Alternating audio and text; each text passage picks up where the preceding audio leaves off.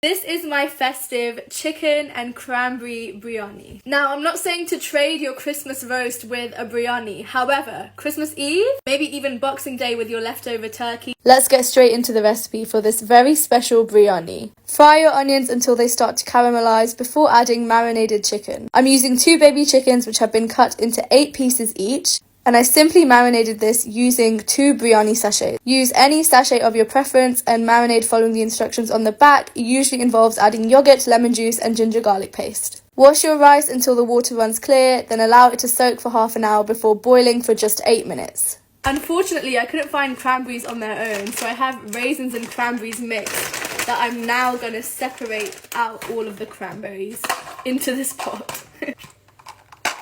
Right, now it's time to layer the biryani. So we have our parboiled rice, the big empty padili, our chicken curry, the cranberries, and some crispy fried onion. I'm going to start layering with a layer of chicken curry at the bottom of your big pot. I'm going to aim to do about 3 layers of biryani, so that should give you like 6-ish pieces of chicken at the bottom of the pot. Then we're going to take our rice over the top, so you've completely covered your first layer of chicken. Generous sprinkle of crispy fried onions, a few cranberries, sprinkle over the top, then repeat. Now you can use a bit of food colouring, saffron if you have it. I like to just make a mix of turmeric, water and paprika to get the perfect orange colour, just to give it a nice vibrant biryani colour. Now that our biryani is assembled, you're just going to put the lid on, let this steam on a low heat for about 40 minutes. This is a big pot of biryani. The key is to let this steam low and slow for 40 minutes. That's why it's so important not to overboil your rice in the first instance, so 8 minutes max. Finish it off with a handful of fresh coriander, then gently stir before serving. You have to try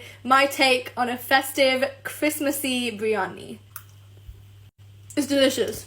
Obviously, the cranberries have dissolved and softened into the biryani, giving it a nice bit of sweetness. It's so good.